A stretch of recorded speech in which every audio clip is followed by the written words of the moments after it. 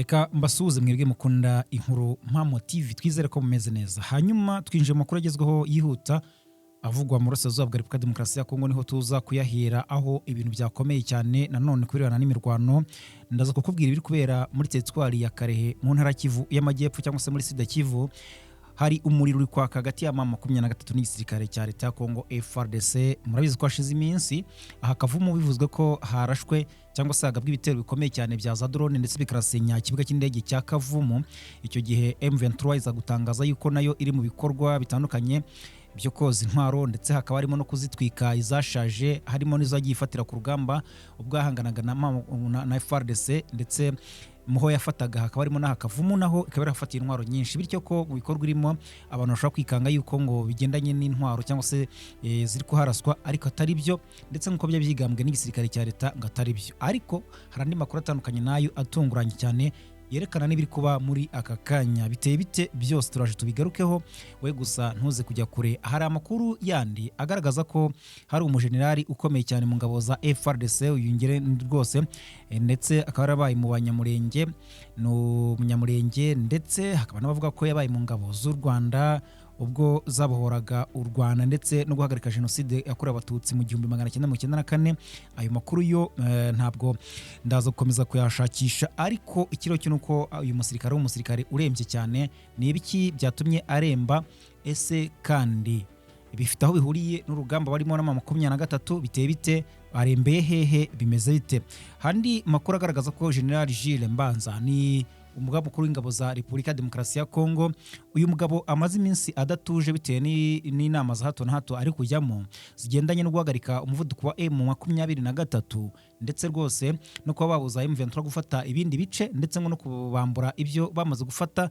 Cyane cyane hakaba harimo n'igikorwa gikomeye cyane cyo kubuza M23 ngo kuba basatira umujyi wa Uvira, kuko babona ko isaha n'isaha M23 natwirwanaho bakongera bakawukandagiramo, kandi ko byaba bibabyariye amazi nk'ibisusa, kuko M23 iramutse hageze ibyo bibwiraga byose byaba bihagarikiye aho ngaho. Bigatuma rero Gilles Mbanza akora inama za hato na hato n'abandi ba generali, harimo mu gisirikare cy'u Burundi FDNB, harimo abo muri FDLR, harimo abo muri Wazalendo n'abandi bose. Ubu amakuru agaragaza ko ari Bujumbura tayari. Niki kimujyanye?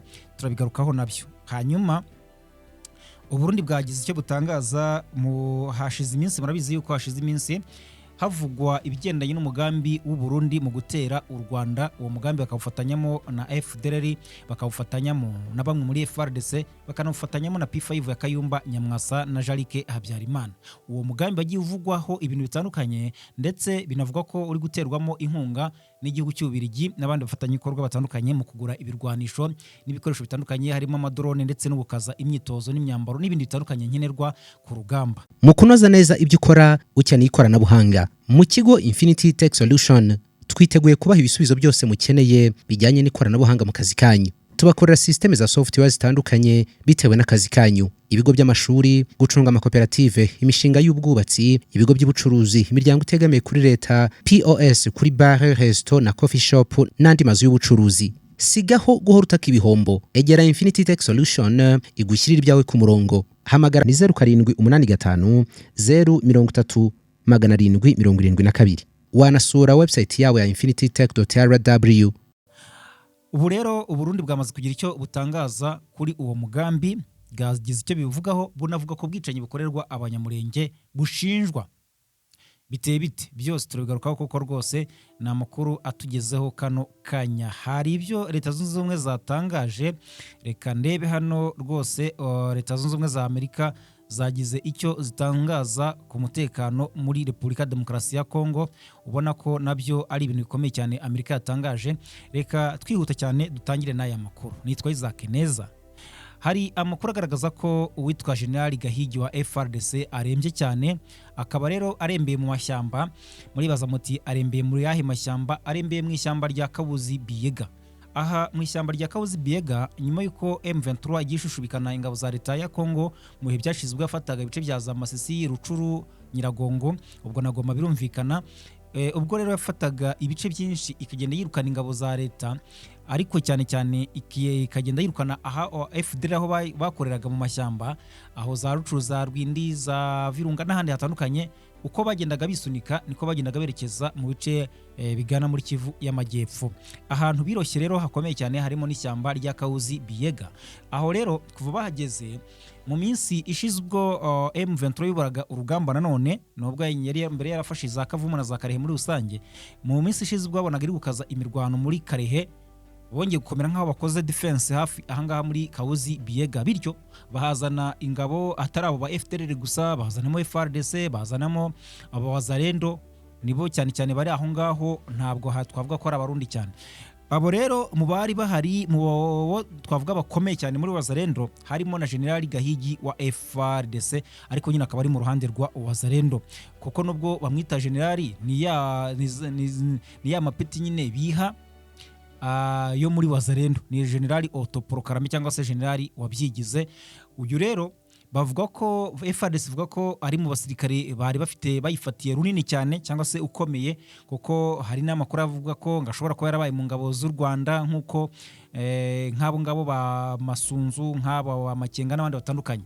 Uyu rero akaba ari umunyamurenge rwose mu bihe byashize mbere ya 2022 gutyo. Mbere yaho bivuga ko yari umuntu urwanira ishyaka abanyamurenge bicwa, agaharanira yuko batakomeza kugenda bicwa, asunika za wazalendo n'ibindi bikorwa bigaragaza ko afite ishyaka n'urukundo ku banyamurenge bene wabo.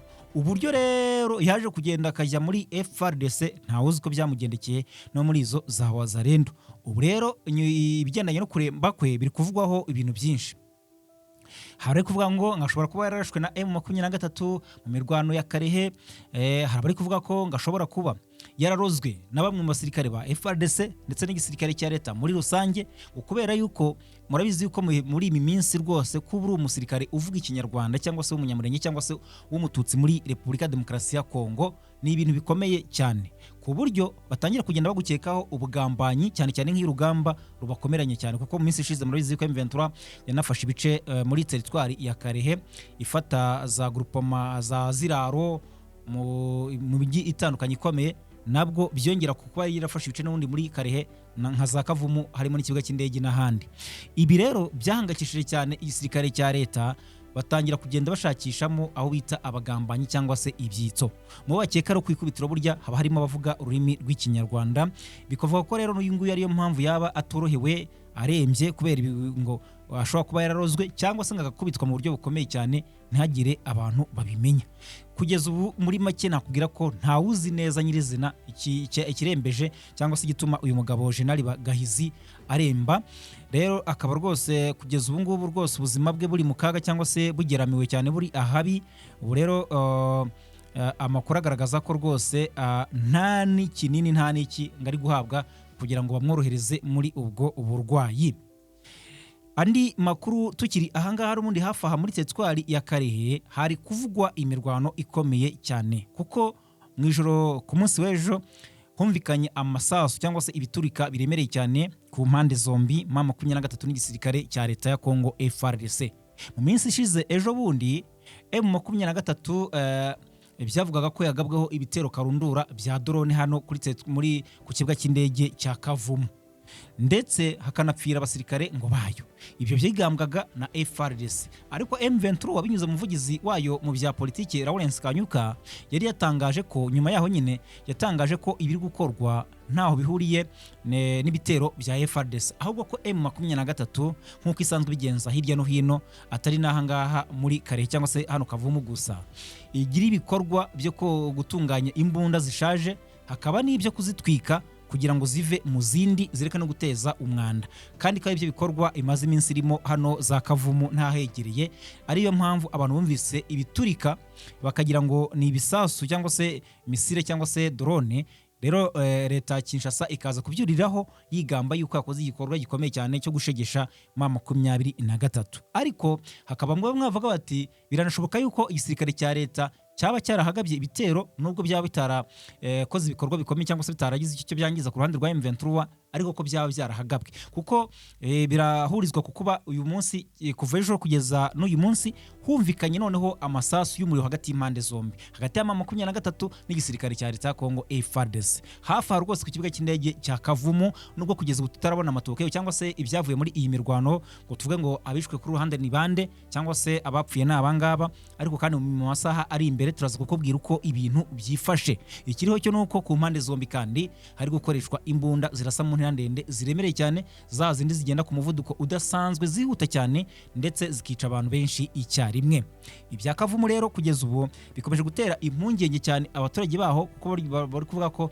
hashobora kongera kubura urugamba bundi bushya ubundi nyuma yuko leta ya Kinshasa igiye mu biganiro mu Busuwisi bakaganira mu byo bifuzaga cyane ku ikubitiro harimo ko M23 irekura ibice yafashe ariko cyane ikaba ihangayikishijwe cyane na business zahagaze kubera yuko ikibuga cy'indege cya Goma kiri mu maboko ya M23 kuko baracyambuwe murabizi ndetse ikibuga cya Kavumu nacyo kikaba kiri mu maboko ya M23 nabyo murabizi ibi kandi kumva ko uri leta ukaba urambuye ibibuga bibiri harimo noneho ikibuga cy'indege mpuzamahanga nka Goma burya ntabwo ari ibintu biba byoroshye cyane hanyuma muri ibyo biganiro byo mu Busuwisi babonye yuko bitari gutanga umusaruro kugendanye no kuba M23 yakamburwa cyangwa se yasabwa kurekura bino bibuga by'indege mu gihe cya vuba baravuga bati rero nta kindi tugiye gukoresha no gukoresha intwaro ariko urabona ko nabyo bitari gutanga umusaruro wifuzwa andi makuru aragaragaza ko uwitwa General Jules Banza Mwilambwe uyu nguyu rero akaba ari umugabo rwose kuri ubu ngubu ari we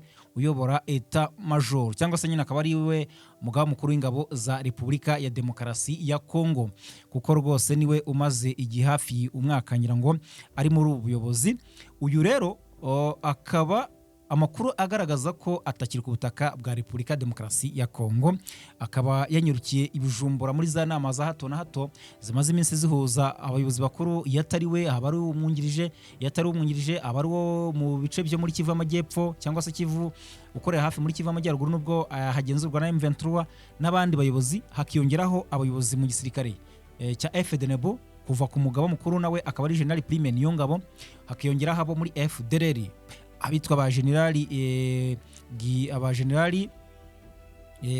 Guillaume abagenerali rwose abangaba ntawunguka Pacifique Omega abo bose bakaba abatumizwaho hariya ibujumbura hakaba harimo ababoherezwa na General na Kayumba Nyamwasa uyu nguyu akaba afite umutwe witwa P5 ndetse n'aboherezwa rwose muri za Gumino n'abandi muri ryahuriro ryose ko ryakabaye bagakorera inama za hato na hato ibujumbura izi nama rero mu cyo zigamije cyane hakaba harimo gufata ibice M23 afashe cyangwa se kuyibyambura no kuyibuza gukomeza umuvuduko cyangwa se gukomeza gufata ibindi bice mu maramforo ikora rero uyu mugabo General Jules Mbanza ngakaba yagiye ibujumbura inama ngimujyanye cyangwa se ngo ikimujyanye ibujumbura ni inama yaguye idasanzwe igomba kuganirwaho ku murongo w'ibyigwa mu kwikubitiro harimo ibigendanye no kurinda umujyi wa Uvira ariko hakaba harimo n'ikintu cyo gukora ikintu kimeze nka Etat Major yo muri Kivu Amajyepfo mu kurinda ibice bya Haut Plateau na Moyen Plateau ibyo bice rero ngo bikaba bigomba kugenzurwa mu buryo bushya kuko ngo basanze strategy bashyizeho mu minsi ishize ndetse bakanahohereza ingabo nyinshi cyane higanjemo izo mu Burundi mwagiye mubumva inkuru twakoraga umunsi ku munsi ko ingabo ngo uyu munsi haje ibihumbi 200 ngo haje 5 haje magana ngahe ingabo nyinshi zituruka mu gihugu cy'u Burundi zije ngo kurinda ibice by'ahangaha muri Kivu y'Amajyepfo cyane mu kibaya cyangwa se muri Plaine de Ruzizi babona nta musaruro biri gutanga ibigeranye no gufata gakenke na mikenke ndetse na za Minembwe babona ntacyo biri kugeraho ahubwo M23 ibafatana ku ndondo hafi ya yose baravuga bati ibi ngibi ntabwo byatanga umusaruro niyo mpamvu rero bari kuvuga ko hagomba kugira ikintu kimeze nka Etat Major cyangwa se ubuyobozi bukomeye cyane muri Kivu Amajyepfo kugira ngo barebe ko barwanya M23 mu buryo bwisumbuyeho bityo rero Jules Banza akabagiye mu nama agomba kuyoboramo n'abandi barimo nka General Prime Niyongabo n'abandi batandukanye muri FDLR kugira ngo barebe uburyo barinda ibigendanye n'umujyi wa Uvira n'ahandi cyane mu guha imbaraga uwo bamaze gushyiraho witwa Colonel Mushebwa ni Mushebwa hari uyu nguyu akaba ari we waragijwe umujyi wa Uvira ariko kandi akaba ari nawe washyizweho nko kuyobora iyo twavugaga kimeze nka Etat Major yo muri Haut Plateau na Moyen Plateau ibyo bice byose ashinzwe ibikorwa byaho ibikorwa bya gisirikare biri mu maboko y'uyu Colonel Mushebo. Rero ngo ari ukuntu bashyiraho abamurinda, bagashyiraho abakorera mu buyobozi bwabo bumwungirije n'abandi bagiye batandukanye, ndetse n'izindi nama zatuma inshingano nshya bagiye gutangiza hariya zigera ku musaruro muri rusange. Ngaho nguko reka twihute cyane muri aya makuru n'ubundi tujye kuri iyi ngingo. Mu gihugu cy'u Burundi rwose ibintu bikomeje kugenda biba urusobe cyane. Muri iyi minsi hari imvururu cyane mu gisirikare, hari imvururu muri CNDD FDD ryashyaka riri ku butegetsi, ndetse hakaba n'amakuru agaragaza ko hari umubano utifashe neza hagati ya Perezida Evariste Ndayishimiye Neva ndetse n'abandi bajenerali bakomeye mu ngabo z'u Burundi. Binavugwamo na General Prime niyo ngabo, ndetse hakaba navuga ko rwose harimo n'ukuboko kw'abanyapolitiki batandukanye, harimo nka Reverien Kuriyo akaba ari umunyamabanga mukuru muri CNDD FDD n'abandi batandukanye. Ntabwo ari cyo ngiye kwibandaho cyane, ahubwo u Burundi bwavuze ku bwicanyi bukorerwa abanyamurenge. Kuri iyi ngingo bwavuze ni Minisitiri ubundi w'ububanyi n'amahanga, uyu yitwa nde Dr Bizimana Edouard, niwe Minisitiri w'ububanyi n'amahanga wo mu Burundi. Uyu mugabo rero yavuze ko ibimaze iminsi bivugwa ko u Burundi bukora ubwicanyi ku banyamurenge ngo atari byo, kubera ko n'abanyamurenge ngo bari mu Burundi ngo batekanye, kandi ko ngo banatanga ubuhamya ko babayeho neza nta kibazo gihari, nta bwicanyi bakorerwa ntaki, ngo bityo ko niba ngo abaturage b'abanyamurenge bari mu Burundi bameze neza, ngo nta n'ubwicanyi bashobora kujya gukora mu gihugu cya Repubulika ya Demokarasi ya Kongo, ko ibikorwa byabo ngo ari ukurengera ituze ry'abaturage bose aho baba bari hirya no hino, baba ari Abarundi cyangwa se ngo atari Abarundi. Hanyuma yongera kugira icyo avuga ku bijyanye n'ibimaze iminsi bivugwa ku mugambi bafite wo gutera u Rwanda. Iki rero nicyo abantu benshi bari bategereje kumva, bavuga bati se u Burundi bumaze iminsi buvugwa mu bigendanye n'umugambi bufatanyijemo na FDLR, bufatanyijemo na FARDC, bufatanyijemo na P5 mu bigendanye no gushaka guhungabanya cyangwa se gutera igihugu cy'u Rwanda. Kuki ntacyo bushaka gutangaza? Rero nibyo byari bimaze iminsi bivugwa n'abantu hirya no hino. Aha rero uyu Minisitiri w'ububanyi n'amahanga Dr Bizimana Edouard yavuze ko ibigendanye n'umugambi uvugwa w'u Burundi gushaka gutera u Rwanda n'abandi bafatanyabikorwa batandukanye, ibingibi ngo ntaho bihuriye n'ukuri, ngo cyane ko Burundi atari bwo gashoza ntambara ku bigendanye n'u Rwanda, ahubwo ngo u Rwanda ngo rwacumbikiye ngo abashatse guhungabanya umutekano w'u Rwanda 2015 bashatse guhirika ubutegetsi bwa Perezida Pierre Nkurunziza uyu witabye Imana, ngo ndetse ngo u Rwanda rucumbikira abo bantu rwose kandi baragaragariye mu byaha byo gushaka guhirika ubutegetsi bwe, ngo ndetse na nyuma yaho gukomeza kugenda bukorana n'imitwe ngo nka Red Tabara n'ibindi. Ngo bityo ko rero ngo Burundi ngatari bwo mwanzi, gatari bwo bwashaka kwifuza cyangwa se butakifuza kujya gutera u Rwanda. Ngo ibyo rero ngo ntaho bihuriye na gatoya, ngo nta gikorwa na kimwe u Burundi burakora kigaragaza yuko ngo bifuza kuba batera igihugu cy'u Rwanda. Bikaba byatangajwe n'uwo mugabo Dr Bizimana Edouard, Minisitiri w'ububanyi n'amahanga w'u Burundi. Hanyuma reka tujye mu yandi makuru ari kuvugwa kuri Leta Zunze Ubumwe za Amerika na Repubulika ya Demokarasi ya Kongo. Ni mu mujyi wa Baraka uherereye muri teritwari ya Fizi mu ntara Kivu y'Amajyepfo, n'ubundi ni muri Repubulika ya Demokarasi ya Kongo. Aha hantu hakomeje kumvikana impungenge zikomeye cyane. Ni impungenge zishingiye ku mutekano muke, umutekano kugenda muke uri kwiyongera uko iminsi ishira cyangwa se uko bwije nuko bukeye. Abaturage ndetse n'abahagarariye societe civile, imiryango itegamiye kuri leta, baravuga ko ubuzima bwabo bwa buri munsi buri kugenda burushaho kugorana cyane kubera ibikorwa bivugwa byihoterwa, ubujura n'itotezwa bikorwa na bamwe mu ngabo za Repubulika ya Demokarasi ya Kongo FARDC, bagatabaza uko bwije nuko bukeye. Izi ngabo zikaba zikora ubwicanyi n'ubugome muri ibyo bice, ariko bakaba batagenzurwa n'amahanga kugira ngo hagire igikorwa. Rero amakuru aturuka mu baturage atandukanye ava ngaho nyine muri Baraka aravuga ko mu masaha y'umugoroba rwose, cyane cyane hagati ya saa 12 ndetse n'amasaha ya saa 2 z'ijoro kurengaho n'ibindi hakunze kuba ibikorwa by'imyitwarire mibi y'abasirikare. Bamwe mu bikorwa by'irondo bavuga ko rimwe na rimwe ayo marondo ahinduka ibikorwa by'ubujura, ngo baragenda bakajya gukora ibyo twakita amarondo nk'aho bagiye gucungira umutekano abaturage, ariko bagirayo bakiyambika uruhu rw'inyamaswa rwose, bakagira n'abaturage bakabica, bakabasahura, bakabatema, bakabagira nabi, ibikorwa bya kinyamaswa utatinyuka kuvuga. Ibiro bikaba byatumye mu bice bitandukanye by'umujyi haboneka ubwoba hamwe muri Baraka, aho bamwe mu baturage bavuga ko batakinyura mu mihanda nijoro, abandi bakagabanya ingendo zabo cyane cyane mu masaha y'ijoro. Rero depite uhagarariye aka gace akaba yitwa Nyamakonguko yatangaje impungenge zikomeye ku mutekano ukomeje kuzamba, agaragaza ko bidakwiye ko inzego zishinzwe kurinda abaturage arizo zigaragara mu bikorwa bibagambanira.